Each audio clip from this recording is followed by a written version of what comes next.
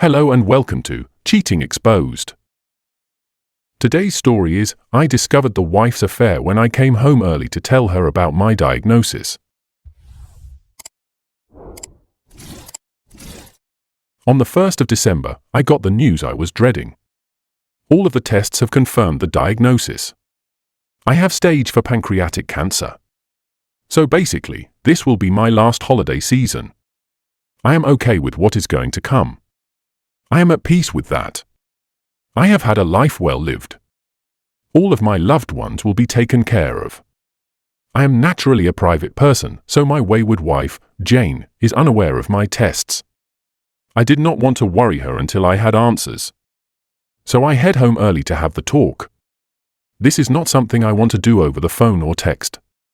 Well, as you can guess, since I am here, my life changed more than once that afternoon. When I arrive at the house, I noticed the car of one of my business partners in the drive. There was no mistaking it, flashy, expensive, with a personalized license tag. To say this is out of the ordinary is an understatement. I pull up our home camera system on my phone and notice it is in privacy mode, not recording. So I let it be and drove off to my farm property. Now, our camera system is for safety, and I never look at it unless there is a concern. With that said, I also love to watch for wildlife on the outside cameras. I also find it oddly satisfying to watch storms come through. So for my own enjoyment, years ago, I configured a second video recorder to archive the cameras to local storage. That storage is not accessible via my phone. So when I was at the farm, I opened up my computer and looked at the other server to confirm what my gut was telling me. And sure enough, there they were, snuggling in the living room, drinking wine, dancing, then going up to the bedroom suite. Apparently, they left the doors open because the microphone recorded their activities after they left the camera view. With my limited time left, I wanted answers, but I don't want the drama of a confrontation and divorce. Call me what you will. But all of my devotion and love for her left me that afternoon. I have all of the emotions that are to be expected. I know that I am not to blame. I have been a loyal, romantic, and attuned partner. I am now thinking about myself. I know what is important to me. So I called my lawyer, and we reviewed my will and our prenup. I told him what was going on. We worked on understanding how long and to what extent this affair has been going on. What has been found is disturbing, and I either clearly did not know the woman I shared 2+ decades of life with, or something in her changed. At this time, I am not going to say anything to my kids, wayward wife, and I never had children. I am going to put on a stiff upper lip and get through the holidays. Give the kids and grandkids one last holiday memory with me involved. I will be the doting father and grandfather, and then try to play the doting husband role. Some background for some of the obvious questions. AP is a widower and is not remarried. He is a business partner, but not a friend. I do not invest with friends. I never married my twins' mother, M and F. It was her choice, and I completely agree with her that at that time, she made the correct decision. My kids' mother, Sarah, married a very wonderful man, Steve, when the kids were 7. Sarah and Steve never had kids of their own. I got my head out of my ass when the kids were 3. I have been very involved with them before that, but that is when I started my road to be the father I wanted to be. Sarah and I co-parented well together, and I would call Steve a friend. Sarah, Steve, and I are in our 60s. Jane is almost 60. AP is in his 50s. Jane and I are both in our first marriage. We were in our 30s when we married. What do I need? An outside outlet and release valve. If I am going to accomplish my goal, I need to vent my anger and talk through my situation. What better outlet than internet strangers? I am at peace with how and when my life will conclude. First, I am going to give some general information to help clarify my situation. Sarah and I were very young when we had the twins. They were a surprise, but always wanted. So the twins are in their 40s, and the grandkids are all teens and older. Christmas is a week-long affair every year. We spend Christmas through New Year on the farm. We go cut down a tree after everyone arrives. We decorate, cook, play, and celebrate as a family. Sarah and Steve have been a part of this tradition since I bought the farm. I remain steadfast in not telling anyone until after the new year. If I told Sarah, she would not be able to keep it in. I don't want to place Steve in a position to lie to his wife. I want the kids and grandkids to enjoy the week. We will have plenty of time to cry and prepare in a few weeks. Jane's presence this week will just be a small detail in the long run. Really, I don't care about her anywhere near the rest of the family. The finances are very interesting. Jane and I met and were married after we both were very established in our job and wealth. She had a good job with a great pension. She also had 2 inheritances that were in a trust. We agreed early on that we were both comfortable and we would not disclose to each other our entire worth by her insistence. We also have a prenup where any property and/or trust that predate the marriage and any income from those resources are not considered marital property. Again, on her insistence. Now, I have provided both properties, housing, with utilities. I purchase the travel, food, and fuel. Basically, I support her 100%. Her income and wealth is spent by her on herself. She purchased her car, clothes, personal travel, and cosmetic surgery. She is a very beautiful woman on the outside, but has shown she is very ugly inside. A few days after I got my diagnosis, I announced my retirement from the non-profit. Now, knowing what I know, I noticed Jane was a bit uncomfortable. I can guess why. I will be around more often. So tomorrow is my last day of work. Now, I will be focusing on spending time with the family. I gave the camera server info to my lawyer and gave him access from his office. So I don't know if they had activities again, but I would assume yes. Again, I don't care at this point. I know who I am and what is my worth, and AP is a big step down. As flashy as AP is, I am low-key. I drive a 15-year-old pickup truck. I like jeans and t-shirts, and coveralls in the winter. I know for a fact that AP does not have anywhere near the wealth that Jane thinks he does. How? Since the trust has invested in his business, I get quarterly financials. I don't tell anyone how much I have. That is between my accountants and me. But let's just say that the trust has been growing for 30 years. I live a modest life, and there is enough there for my great-great-grandchildren to enjoy the farm and have their education paid for. Once Jane knows what she lost, that will be her reckoning. I just won't see it. December really got busy. We did our normal social rounds these last weekends. AP was at one of the parties. It was hard to not keep an eye on Jane and him. I don't think I was caught. With being so busy and wrapping up everything at the job, I have had an easier time keeping it together. Jane has not expressed anything that would lead me to conclude that she knows I know. I am not proud of this, but I still sleep in the same bed. I have been selfish with her as of late. I feel like I am using her. But she has apparently been using me for at least the better part of this year. I am not as honorable as many of you have made me out to be. I hate this small amount of deceit. So don't worry about Jane getting everything, because she will not. The trust is in great hands. I have detailed instructions on how it is to be managed. Thanks to the comments, I have made plans in case my health turns for the worse sooner than I want, or if I pass unexpectedly. I have also made plans to have in-home care when it is needed. Jane will not be my caregiver. If I become incapacitated, the lawyer will tell Sarah, Steve, and the kids. Jane will be blocked from me. All important papers, valuables, and whatnots have been moved to a safe location. Finally, I have also started letters to each family member and Jane. Those have been harder than I thought. First update, mission accomplished. We had a great, drama-free holiday week. I have made it to 2023. I apologize to anyone in advance. I find humor about my condition helps me. I am finding I am being a bit selfish currently. All of the participants dispersed yesterday afternoon. I only have a few updates because I am not going to talk about my week with my family. That is for me to cherish. Observations about wayward wife and this week. I honestly think this is the first time she stepped out. Being with all of us this whole week seems to take a toll on her.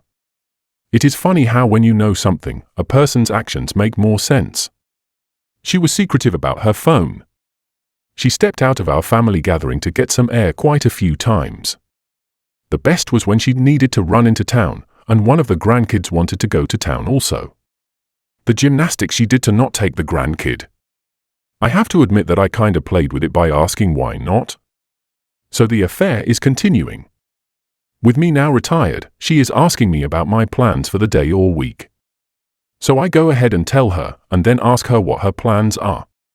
Later this week, I will suggest we meet up for lunch, due to me being in the same area as her on our plans, just to fuck with her.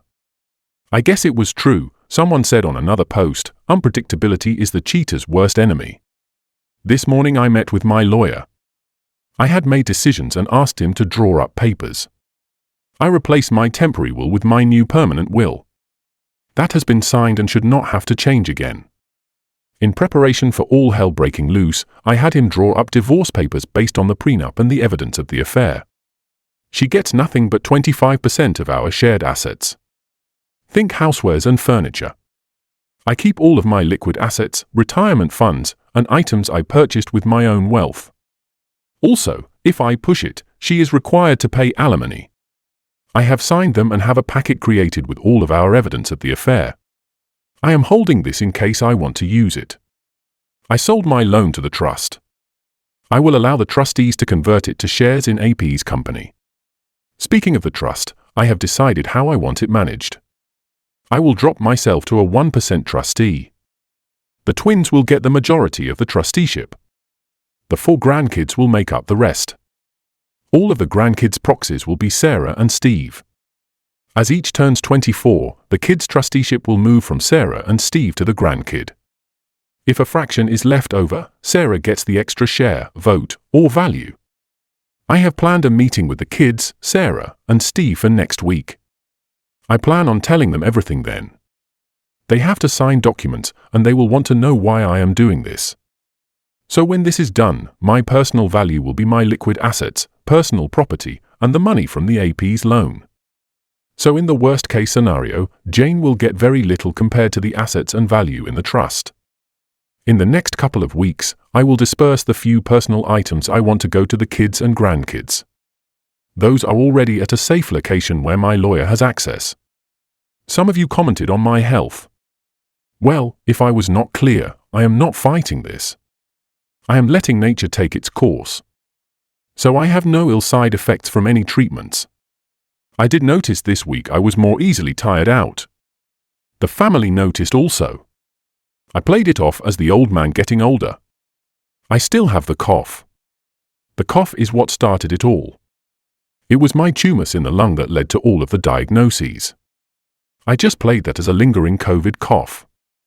I expect to go downhill pretty fast once other issues pop up. But by that time, everyone will know. And thank you for all of your well wishes on that aspect. I am planning to spend time with the family. A large trip with all of their different obligations would be tough. That reason is why this week was so important to me. It was the last time I could be with all of them for an extended amount of time. I am thinking of a small trip for myself. We will see. I do plan on spending a day one-on-one with each child and grandchild. That is my next goal. The letters are not done. Those are very difficult. I will let you all know how the meeting next week goes. Best to you all. I had my lawyer, a notary, the twins, Sarah, and Steve to my farm today. The tasks I needed are done. This process has gone about as well as it could have gone. It is understandable that the family is hurt and angry. When everyone arrived and they saw my lawyer and the notary, the tension in the room was high. I asked them to just sit and listen to me, and after I finish, they are to sign the papers. After signing the documents, I will answer all questions. They all know about the trust. I explained to them it was time for me to release control of the trust to them. I explained how important the trust was in my life, why I started it, and how it was outside of my marriage to Jane by mutual decision. I also left instructions on how I wanted them to direct and use the trust. We explained that the trust would be split between the twins and the grandchildren, with Sarah and Steve holding equal proxy votes for the grandkids until each of them reached the age of 25. Their trust in me was evident because they signed the documents and got them notarized. After that was done, copies were collated, and I dismissed my lawyer and the notary. I saw them out and thanked them for coming out on a Sunday. They both were gracious, as always. When I returned to the dining room, acting as a conference room, they all were quiet. My daughter broke the silence with the first question. Well, it was definitely a multipart question, or a stream of consciousness. As soon as she stopped, I started with my health. I explained the fact of my diagnosis. I listened to them making plans on how we are going to fight this. And this is where I stopped them. I explained the odds. I told them I have already had a second opinion. Then I told them what you all already know, I am not going to seek treatment. I am going to let nature take its course. We spent the next hour to an hour and a half arguing. My daughter left the room a few times. Sarah had to go get her.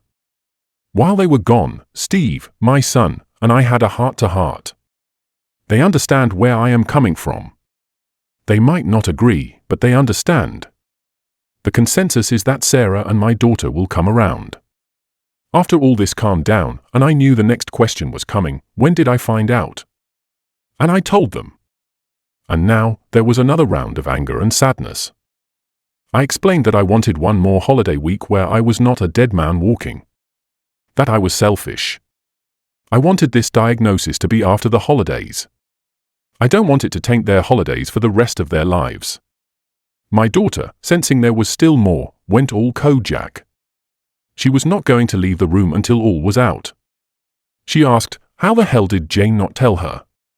That is when I dropped the last bomb. I told them exactly the same account of events that I did in my first post. That is the first time I truly saw the fire of anger in my daughter's eyes. I then told them she, to this day, does not know I know. I basically answered the same questions, plots, and etc. that you all suggested. So I guess you all prepped me well. In the end, I told them I valued them way more than Jane. For me, I just want to spend the rest of my days in peace, not worrying about Jane. I had to explain my actions during the holiday week. They also pieced together her steps outside for air and the trip into town where she did not want to bring the grandkid. They were worried I did this all alone. I told them I have some social media friends that helped me through the roughest of this time. I refused to tell them where and how. They can learn later, but I still want this space for myself. The emotions were really raw, and we have been talking off and on as a group for a few hours. But I told them I needed to go back and talk about the trust. They understand that the trust will be very helpful in not allowing Jane to obtain my hard-earned wealth. That it protects them. And that is why she is not part of this meeting. With that said, I then needed to share the financials of the trust. I am pretty sure that they all saw the trust as a tax dodge, or just a way to protect assets in a marriage where the kids are from another woman. They were not prepared for me to share the finances. As I started to go through the assets and the balance sheets, the room just fell silent. Then there was one question: why did you work so hard those years when you had this much? I explained my philosophy of personal finance, something they have heard many times before and take to heart. But I told them that I lived off the trust all of these years. I put them through college with that trust. I made time in my life for them with that trust. And I was able to work for a non-profit for basically free because of that trust. And if there is any example I want to outlive in them and their children, it is to use this trust to do better for others. And not to just write a check for a charity here and there, but to work for something they believe in. In my years with this non-profit, I have done so much more in training others and building relationships than just writing a check could ever do. I am not happy that today, everyone's lives at that table changed in so many ways, good and bad, because of me. It was not the way I wanted it to happen. But it is done. They know all of it. I have begged and pleaded that they let me deal with Jane. Not to talk about the trust with anyone. We will run a status quo for now. When I get sicker, then things will change. They all have agreed. We spent the next few hours making a meal, talking, crying, laughing, and breaking into smaller groups. They all have left about an hour ago. But I expect the twins to come back. I know they will let their spouses in on what is going on. That is just the way they are. And I love my two in-laws' children very much. Second update. Just a quick update. I was surprised by a visit from one of my wayward wife's girlfriends. She is about the same age as Jane. Her name is Carol, and she was with my wayward wife last week on the girls' night. In fact, the girls' night was at Carol's house. If you read my comments, you would know that last week Jane came home very intoxicated. She used a ride share. Carol is an old friend of my wayward wife. I guess being married for over 2 decades, my wayward wife has forgotten I introduced her to Carol. Carol's parents were friends of my parents. Well, I guess my unpredictability has contributed to my wayward wife being unstable. And last week's girls' night, Jane reached a breaking point. She got so intoxicated, she confided in Carol about her affair. Apparently, she just kept talking, even after Carol told her to stop. Carol got so angry at her. As Carol kept condemning Jane, Jane just kept trying to defend her actions while continuing to lay out an endless stream of details. The next day, Carol reached out to Jane. Jane apparently did not remember anything from the night before. Carol summarized Jane's confession. Well, Jane completely denied that she is having an affair, said she didn't say those things, and that Carol is mistaken. Carol told Jane she is full of crap and has a week to come clean, or she will tell me herself. And since Jane continues to deny that she said anything, I got my visit with Carol. So over coffee, I got the abbreviated accounting of Jane's confession. Carol was expecting me to be devastated. I surprised her when I told her I already knew. I asked her who else was around when Jane did this confession. Carol was the only one else in the house. I asked Carol who else she has told. That offended her. She told me that she would not spread something like that before telling me. I apologized. I explained to her that I had my own timeline for wanting to deal with Jane. And adding others would complicate my plans. And I had to ask. Carol was understanding. I asked her, as a favor to me, not to mention it to anyone, and allow Jane to think she believes her. Carol agreed with my first request but said the second part doesn't feel right. I asked her to try. I told her I would be okay.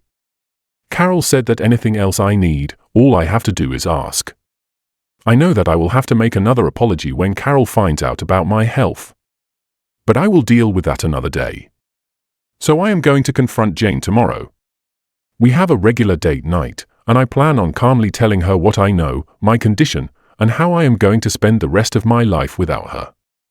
I hope the public setting will keep the drama to a minimum.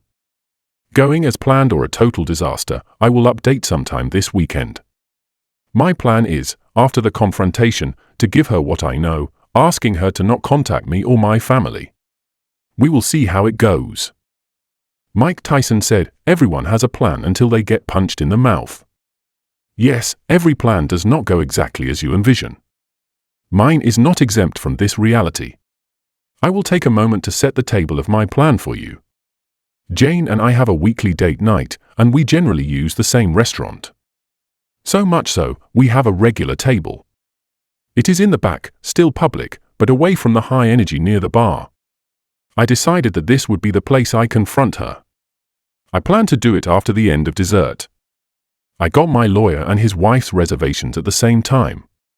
I gave our server the payment for both of our party's meals before we began. She has been our server for years. I had Carol on call to help Jane after I leave. My plan was to end the meal with a conversation about our relationship. I wanted to record it. Then I would confront her, tell her how I know, my diagnosis, and the plan for what I want, and give her a letter asking her to not contact me or my family or come to the farm. I would have the letter witnessed. I would also leave her a briefcase full of evidence along with the divorce papers. Then get up and walk away. I expected her not to make a scene, to protect her social status. I did record the conversation. She gushed about how great our relationship has been over the years. She talked about how great we are as a team. I asked her if I treat her right, have ever abused her, etc. She said of course not. Then I asked her, why did she cheat on me? She stated that she does not know what Carol told me, but that she is wrong. I told her I had already known before Carol told me. At that point, everything I think Jane had prepared to counter this conversation left, and so did the color on her face. All she could do is ask, "What?" I then told her to let me get through this without interruption, and she shook her head in agreement. She went from a confident and prideful woman to a woman with the deer in the headlights look. All she could do is nod. I then explained how I came home after my meeting with my doctor. I was rushing home to have the most difficult conversation with the one person I wanted to talk to. I explained that when I drove up, I saw his car. I then checked the cameras and saw they were in privacy mode. I decided then to go to the farm. I told her that I still had footage, and she almost interrupted to ask how, but I just put up my hand to remind her to let me finish. I told her about my diagnosis and plans not to fight the disease. I saw the heartbreak in her eyes, and I got angry. How can she feel sorrow for me? But I moved forward. I then signaled the waitress, and she went over and got my lawyer. They both came to our table. My lawyer handed me a briefcase and a folder with a letter. I told her that I don't want her to contact me or my family or come to the farm after I left tonight. I signed the letter and asked the server to witness it. The server and lawyer then watched me give the letter to Jane. I then dismissed them. I then concluded by giving the briefcase to Jane. I told her I know much more than she expects. I was totally destroyed. That there are divorce papers in there already signed by me, and she can sign them and start the divorce proceedings. I told her I don't expect to survive a contested divorce. That as long as I am alive, she can stay at the home in town. I will be at the farm. I will not see her after tonight. I don't want to hear any excuses. I have called Carol to help her home. In true fashion, Jane kept her composure in public. She just uttered a quick but, and I reminded her I am leaving, and I am done. I went to the server and gave her a generous tip, found the owner, and apologized for not giving him a heads up. As I was leaving, I saw my son at the door with Carol. Carol passed me with a quick smile, then a look of concern in her eyes for Jane. My son grabbed my truck, and his wife drove me to the farm. My son and his wife stayed with me Friday night. I finally got them to go home at midnight. I went to sleep with a great sense of relief, but with a renewed feeling of loss. But I was able to accomplish the task I needed to do. The family came to the farm on Saturday to make sure I was okay. I felt a bit coddled, but it was a good day until Carol came by in the afternoon. She said that Jane fell apart Friday night, but I guess contacted her AP on Saturday. After the conversation, Jane realized she was just being used by the AP and was really in a bad state. Carol made sure to tell me that Jane did not ask her to reach out to me. But she feels that if I could talk with Jane for a bit, it could give Jane the strength to keep herself out of my life. Carol knows how to frame her requests. I reluctantly agreed to a 2-hour discussion at the farm with Jane. I would have someone there for me, and Jane could choose someone to be there for her. We would have a civil conversation. I would not accept blame, minimization, or blame shifting. The purpose of the meeting would be for her to get answers on how to move forward. That meeting happened this morning. Jane picked Carol, I don't know why, maybe damage control, and I chose my daughter. I wanted it to be as comfortable for Jane as possible so we don't have to repeat this again. I entered the meeting with a steadfast direction and goal, having Jane out of my life. The meeting was as expected. Jane cried, apologized, and tried to minimize the affair. I was not having any of it. I laid out that she will have a place to live until my death. After that, the house decision will be on the trustees. I explained that she will not see anything from my estate or from the trust. But she has her 6-figure pension and her trust, so she will be just fine. I have to rant about something, she said, why won't you fight for me or us? I almost lost my temper, but I just responded with, I just don't care about you or us anymore. That kinda destroyed her. Here, I am going to express my anger. This is the mind of a selfish cheater. All they think about is themselves. Even after destroying someone, they expect to still have value in that person's eyes, enough for that person to fight for them. Forget that. I was not worth fighting for against her desires or greed. Screw her. Sorry for the rant. Jane got the answers she asked for, but in hindsight, didn't want them. I don't want another meeting. I feel continuing these meetings would just distract me from what I want to do. Carol and Jane left, but Carol came back a couple of hours later. She and I had a quick talk. Apparently, AP had received notice from the trustees that they are going to convert the loan into shares of his company. And since the trust will be the majority owner, they are asking for a full forensic audit. My daughter, with the MBA, is not wasting any time. Well, I guess when Jane went to him for comfort, she realized what I already expected. He was using her to see if she could buy the loan from me. There were offhanded comments in the recordings that made me suspect he was up to something. Well, with the paperwork filed, AP knowing I sold the loan to the trust, and Jane no longer in my life, her usefulness to him is gone, and he let her know. Apparently, Jane also confided in Carol that her trust is exhausted. She will only have the income from her pension. She saw life with AP as more glamorous than with me. He drives nice cars, eats in fancy restaurants, flies as first class, while my husband played on his farm, drove an old truck, and we flew economy class. She was planning to divorce me when he expressed his undying love and desire to marry her. It disgusts me that she is this greedy and shallow. I won't see it, but I expect my family will tell her how much I was worth after my death. I am so glad her true colors were shown now, so I could deal with her and spare my family from her. Then Carol did something that was totally unexpected and threw me off guard. She told me that since I am no longer encumbered, if I need companionship, to give her a call. I challenged her and asked, with my diagnosis, why would you or any woman want to spend time with me? There is nothing long-term. She responded that just because Jane is an ignorant slut and didn't know what she had, doesn't mean any divorcee or widow wouldn't line up to spend what time I have left with me. That I'm a hell of a man, and any time with me would be cherished. And she might as well be first in line. I asked her, but most people won't know Jane and I are separated. She said Jane doesn't want the social groups to know, but that she and Sarah will make sure her story is out. I was polite and told her I would let her know. She smiled and gave me a kiss on the cheek. I thought about it after she left, but I'm pretty sure I do not want that complication in my life right now. I've left quite a bit out, but that is the highlight. I'm doing okay. It has been a roller coaster. I need a few days of peace and quiet. The social groups will know soon, both the breakup of my marriage and also my diagnosis. I will now have an endless stream of people wishing me well. I knew I couldn't delay it forever. But I don't want to be treated differently. However, life is what it is. Final update. First, I am doing okay. I am still above ground and above room temperature. Every day on my feet is a blessing. My coughing is a bit worse. I am experiencing some discomfort. I notice I am getting winded a bit easier. Overall though, a great week. Let's start with Jane. She has gone to ground. Her status in the community has crashed, hard and swiftly.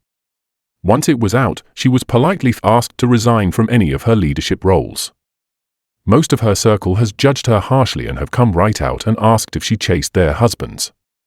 She has tried to reach out a few times. I have not responded. A couple of those were through proxies. I just asked the person to tell her, I have said what I needed to say, and I know all I need to know. I really don't care if she needs closure. Why do I need to worry about her selfish need for that? She knows how I feel, because I told her. Some of the details of the affair, they had been going on for at least 6 months. They took 3 trips together. One of which they played newlyweds. Another, a couple celebrating a 20-year wedding anniversary. And the last, that they met on vacation staying at the same hotel. I guess role-playing was part of their dynamic. She used my house because she was comfortable there and also because it's set back from the road. Passers-by can't see the cars in the drive. She also bought herself a second car and stored it in town in a parking garage. She apparently swapped cars when going to AP's house so no one would recognize her vehicle. She was very concerned about how this would be viewed by anyone in her social circle, maybe also to avoid me catching her. Her actions alone, the planning, the cover-ups, show how much effort she put into the affair with AP. All of this only solidifies how I feel and how I dealt with the affair. I have no regrets about what I have done. The drunken confession to Carol was only partly due to my unpredictability. Apparently, as soon as AP received the notice that I sold his loan to the trust, he started distancing himself from Jane. I guess the pressure of almost getting caught, combined with AP's declining interest, led her to get drunk and let it all out to Carol. You know what happened after that. It's pretty clear that AP had alternative motives for his participation in the affair. This does not excuse Jane one bit, it just makes her more pathetic. AP wanted Jane's help with his loan from me. Jane wanted the flashier life she thought AP could offer. Ugly people attract each other. And honestly, if decent people just let the despicable ones pair off, we can find better partners. Sorry to those who try reconciliation out of a sense of devotion. It wasn't for me. AP is not happy about my daughter's intentions. It appears he will try to stop the trust's audit in court. All he stands to lose is more money. I've heard rumors he's tried to raise funds from other investors to pay off the loan. Unfortunately for him, word of his actions is spreading through my business circles. Like I said, you invest in people, not companies. And not many want to invest in him now. I don't know what my daughter plans for his company. It employs quite a few people, so she'll work hard to make sure it continues, for them. She suspects AP may be hiding something in the books. For the employee's sake, I hope it's nothing that can't be corrected. Family time has been great. I went to a high school basketball game with the family this week. I also hosted a poker night. It was great. Some old friends came, along with my son and grandson. The grandson got to see how old school men sit around, tell stories, and enjoy the night. I hope I get a few more nights like that. We've had dinner together as a family 3 times this week. Carol did come over one night and brought dinner. We ate and talked. But I kept her at arm's length. I'm still not comfortable letting her in. Chores on the farm comfort me. I walk the fences, drive at times, check on the animals, talk with the employees, and help with equipment maintenance. Knowing this farm will stay in the family and keep running fills me with peace. A part of me will live beyond my time here. I've also had quite a few friends and acquaintances stop by. Someone once mentioned a living wake, and I think this is what they meant. I'm encouraging people to come see me. I enjoy spending time with these folks, even if it might be the last time. Thank you for suggesting that. I am still here. But it has been a bit rough. I am now home, but I did spend a few days in the hospital. I was found unconscious but still breathing, so they took me to the ER. I do have a do not resuscitate order, but I never died. I've always hated hospitals, but now, with my diagnosis, I really hate them. I don't want to die in there. I've been home for a while now. I can no longer drive off the farm. Really, they don't want me driving on the farm either. But I'm determined to keep doing my chores and seeing the sunrise and sunset as long as I can. I also have full-time home healthcare workers, or as I call them, babysitters. But I'm not going to fight with the family on that one. So basically, I don't remember anything until I woke up in the hospital. Most of my family and Carol were in the room.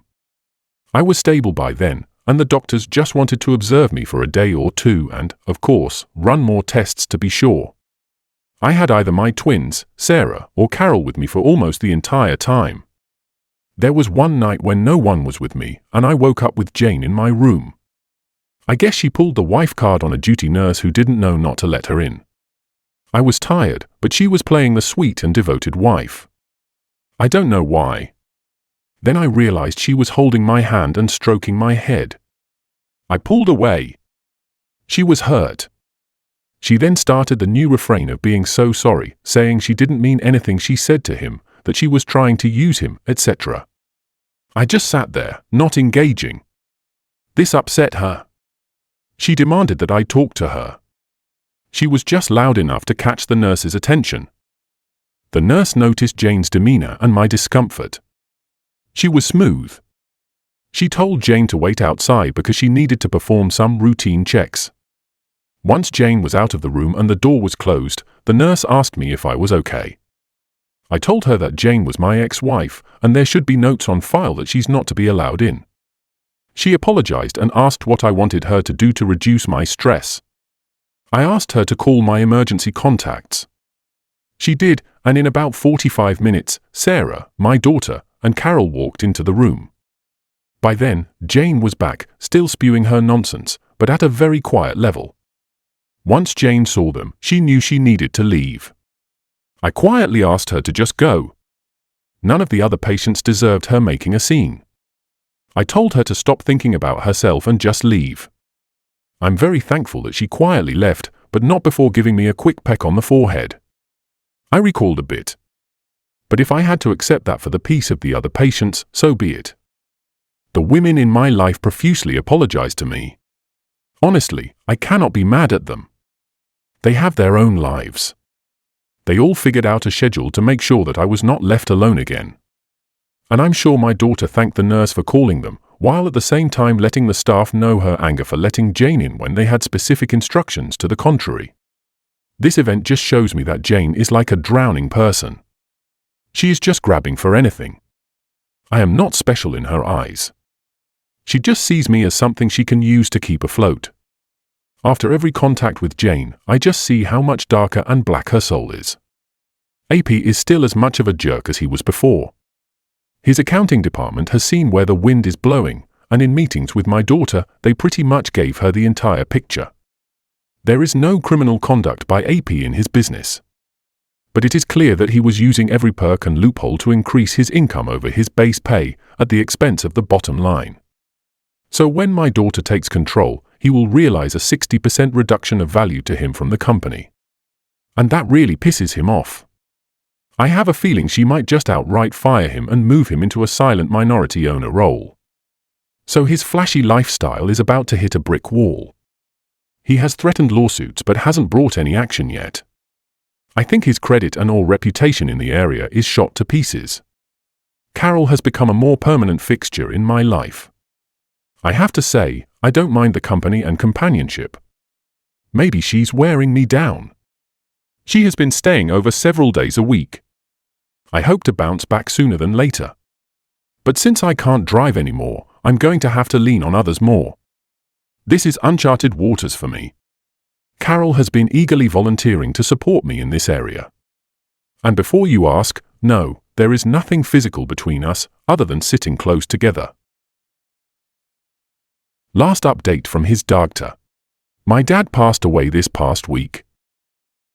I have been reading his posts and responses as I can over the past few days. I hear him so clearly in his words. One of his requests was to give you your letter from him. My Reddit family, well, if you are reading this letter, you know that my time here is at an end. As all of you had suggested, I had written letters to all of my family members and also created videos for them as well. While answering your posts, I started referring to you all as my Reddit family. That got me thinking that I needed to write one final letter. That letter is to all of you. I want to thank you all for your support and suggestions. This short time has been so important to me and will clearly be important to my family long after I am gone. You have helped me achieve my final gift to myself and to my family, that last Christmas week together. Without having somewhere to vent and gain support, I would have had to turn to my family. And doing that would have meant abandoning my goal. My family might not see it as a gift right now, but they will in the future. I cannot tell you how much I enjoyed making those little videos. My family will have another small piece of me, and that is thanks to you all. I would not have done any of those silly little videos without your suggestions and encouragement. Honestly, I would not have even thought of it. I do have one request for all of you. My family will be going through many emotions. I know that part of putting my story out there is that you all may want a conclusion. Please allow my family to grieve and keep the requests for updates to an acceptable minimum.